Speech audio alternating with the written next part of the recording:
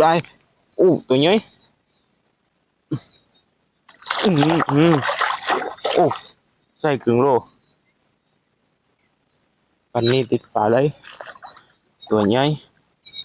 อย่างเป็นอยู่ด้วยนะครับนี่ ได้ปลา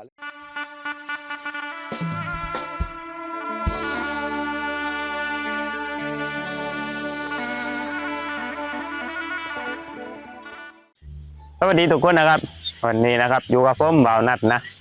มาเปิดคลิปกันตัวงานขึ้นนะครับก็จะพาทุกคนมาดูเบ็ดนะ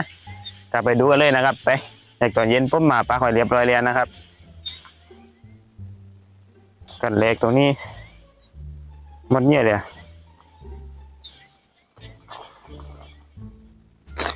น้ำก็แห้งแล้วนะครับก้นไม่ตกหลายวันเลยมันผมนี่ก้าวช่วงหน้าก้นเหลือไม้วะ น้ำไม่ค่อยมีเลยนี่ก้นหยุดไป2-3 วันเลยนะครับน้ำก็เหลือไม่เองเนี่ยกันนี้ได้ยังปลาลุดไปเลย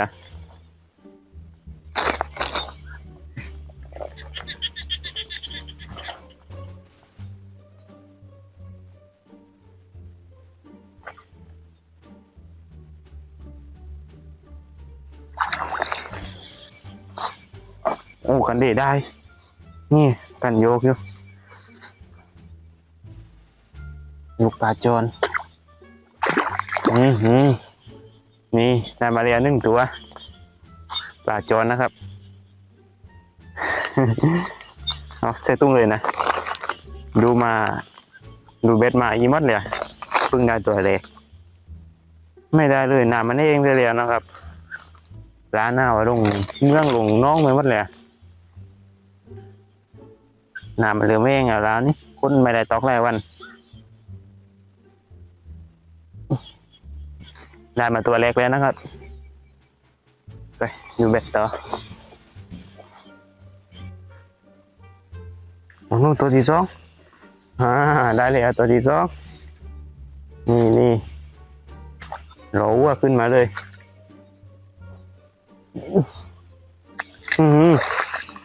ดินแรงหลับไปแล้วนะครับตัวที่2นี่แรงมากนี่ใส่เดียวกับตัวเล็กเลย ได้2 ตัวคืนนี้เบ็ดเรือ4 กันไม่รู้ได้ไหม4 กันที่ตายนู่นนี่เพิ่งได้ตัวที่2อยู่เลย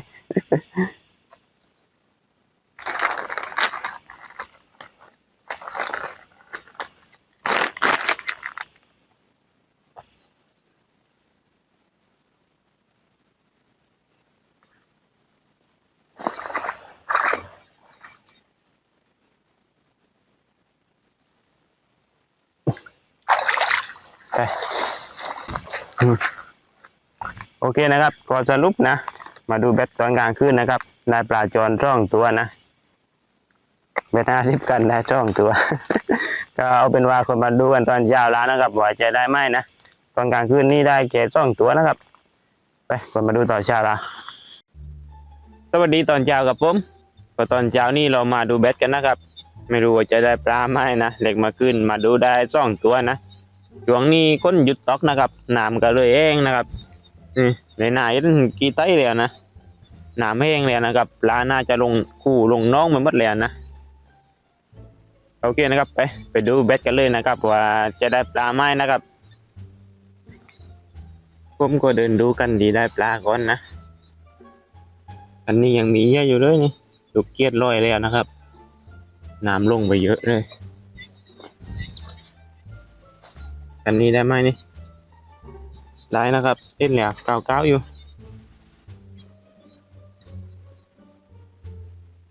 นี่1 ตัวเล็กนะครับตายเดี๋ยวด้วย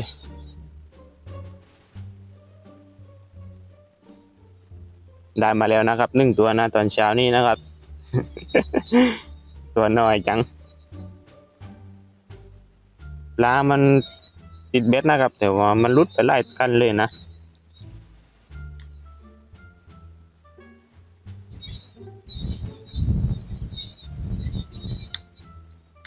เด็กมาขึ้นก็ได้น้อย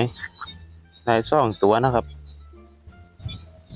แล้วก็กันอื่นเนื้ออย่างครบตอนเช้านี่มัดเนื้อหลายกันนะครับแต่ว่าไม่ติดปลานะไปดูกันต่อนะครับได้มา1 ตัวเลย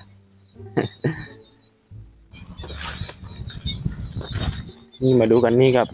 กันกูแล้วก็ไส้เอียงอยู่ไม่รู้ว่าจะได้ไหมนะยังติดปลาอยู่เลยไหมหรือว่ารุดไปเสียแล้วนิ่งๆยังอ้าวรุดไปเสียแล้วนะครับนี่ติดหญ้าอยู่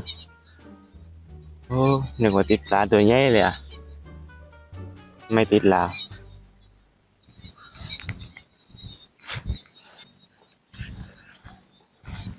กันนี่ใช่ตึงถ้าเราไม่แต่มันนิ่งจังนะ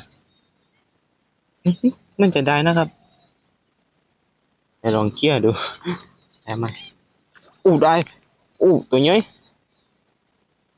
เดี๋ยวตั้งกล้องก่อนตัวนี้ตัวใหญ่แล้วครับได้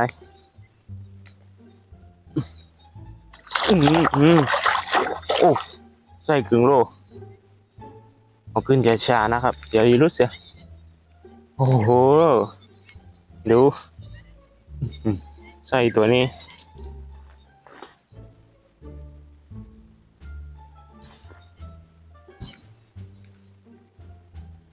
ใหญ่มากเลยนะครับนี่ปีอุ่นตัวนี้1 กิโลได้นะครับตัวนี้ใหญ่มากโอเคได้มาอีก1 ตัวนะครับตัวที่2นะยังมีปลาอยู่เลยนี่ซึ่งน้ำเองไปเลยก็ยังมีปลานะครับมีไม่มากแต่ว่า ก็ยังดีที่มีได้มา2 ตัวแล้วนะครับตัวนี้ตัวใหญ่เลยบัดให้ไป1 กันลาตรงนี้กันนี้มดเนี้ยกันลากว้างนี้ให้ไปเลยไม่เลยวะยังไม่ให้นะครับนี่กันกูอยู่ไม่รู้ติดอะไรแล้วกันกูแบบนี้ไม่ติดปลาเลยกับติดปลาแล้วติดอะไรวะกันกูปลาใส่ก้าวหญ้าเลยนะครับได้เลยวะ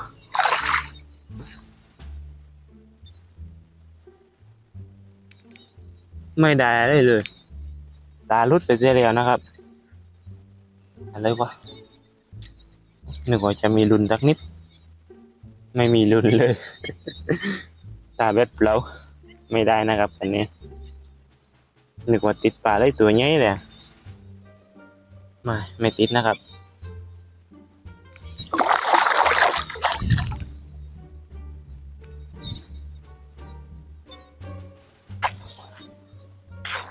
กันนั่นติดได้แล้วเห็นหญ้าเต็มเลยกันนี่ไม่ติดหน้ารุดไปแล้วเนาะกันนี้แต่ติดกระติดปลาเลยนะครับกันนี้หมดหญ้ามาเต็มเลยแต่ว่าไม่ติดรุดนะครับน้ำลงปลานี่หมดแล้วนะได้มา2 ตัวอยู่เลยนะครับตอนเช้านี้ไม่รู้ท่วมไหม นี่ก็ปล่อยลอยกระต้งมาเลยนะครับน้ำยังไม่ท่วมนะกันนี่กูอยู่แล้วนี่หน้าวันไม่ติดอะไรเลยหน้าปลาลุดไปแล้วแหละ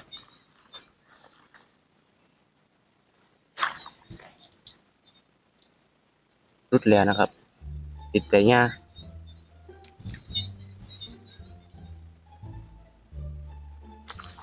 ก็ตอนเช้านี่กันเบ็ดกูอยู่ได้กันนะแต่ว่าไม่ติดปลานะครับกันนี่ติดนะครับตายเลย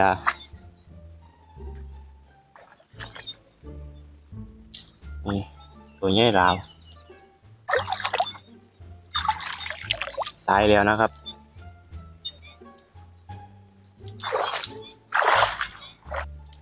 ตอนเช้านี่ได้มา3 ตัวอยู่เลยนะ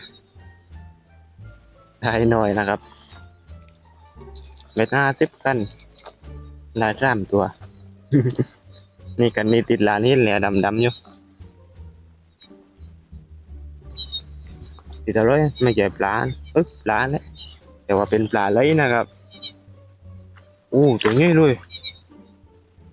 ตัวใหญ่นะครับกันนี่ติดปลาไหลตัวใหญ่อย่างเป็นอยู่ด้วยนะครับนี่ ได้ปลาไหล1ตัวด้วยตอนเช้านี้ตัวใหญ่ด้วยนะคืนตาเบ็ดนะครับตาไปปลดบ้านนะครับตามมันคืนเอาใส่ตุ้งก่อนนี่ใช่ยำบากนะครับปลาไหลนี่ได้ปลาไหล1ตัวด้วยนะ บ้านเลยไปกับดูแบตกันต่อแบตเรือมากี่กันแล้วนะกันนี่จอยนี่อันล่างขึ้นมาเลยได้มาหน้าไม่ได้ลาแบบนี้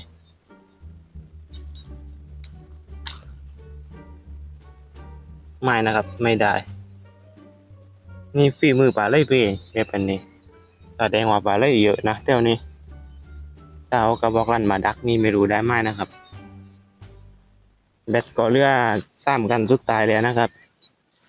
ปลาได้มา3-4ตัวอยู่เลยนะก็ได้ไม่เยอะนะครับปลามันลงไปในน้องมันเลยนะกันนี้ไม่รู้ติดอยู่เลยไหมพวกนั้นปลาไหลหลานแบบนี้ปลาแบบมวดหญ้าเต็มมัดนะปลาไหลล้วนๆนะครับแบบนี้ไม่รู้ได้ไหมกันนี้หน้ารุดไปแล้วนี่รุดไปแล้วนะครับพวกนั้นปลาไหลหลาแบบนี้ปลาไปปันหญ้า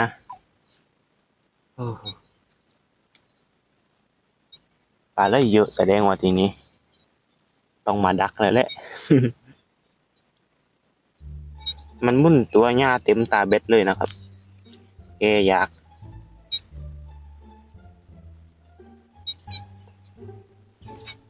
ไม่ปะเนียนปลาไหลแน่นอนนะปลาจอนมันไม่มุ่นไม่ปะนีหรอกมันแค่ปลาไปปันหญ้าเฉยๆแต่มันมุ่นนี่คือเป็นปลาไหลนะครับ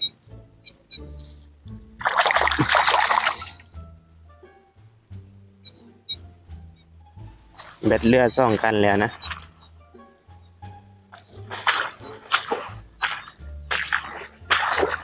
กันนี่ไม่ได้นะครับกันตรงนู้นก็ไม่ได้นะหมดแล้วได้กี่ตัวปลา4ตัว